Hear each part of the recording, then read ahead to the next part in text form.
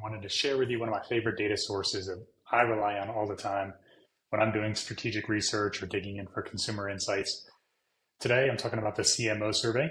It's a joint research project between the Fuqua School of Business at Duke University, the American Marketing Association, and Deloitte.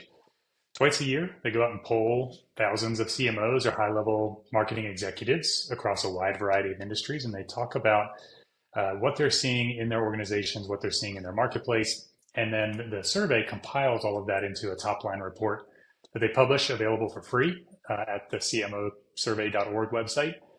And then as I drill down into some of the data points, some interesting insights pop up that I wanted to highlight. One of the things I've been digging into is a lot of data around customers' priorities, right, as perceived by CMOs.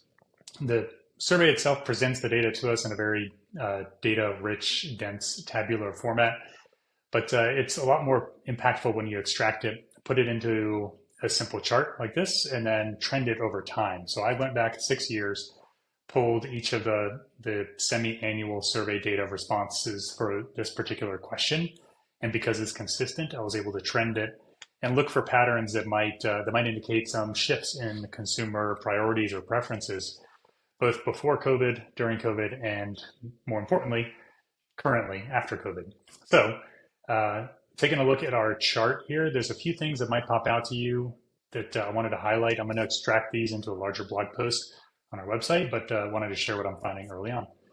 So quite easy to see price sensitivity, the purple bar down here at the bottom of the chart.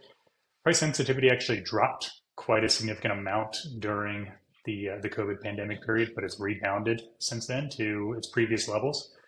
Consumers have always been price conscious, but when there were supply chain disruptions, other factors going on that took people's priorities or preferences away from just price alone, we saw lower importance given to that factor.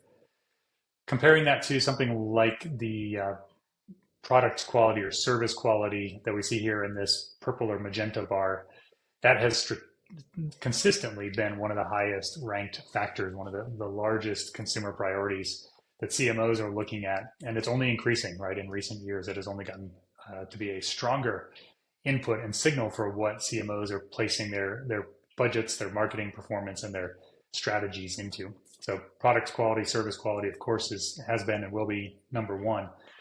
And lastly, excellent service, right? How you deliver your products or services, the service you provide before, during, and after a transaction.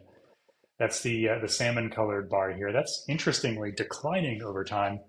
For some reason, I can only hypothesize that customer service is taking a back seat as innovation and price and building strong relationships and product quality become more important in consumers' minds. So these are three things that I pulled out of the CMO survey data over the last 6 years.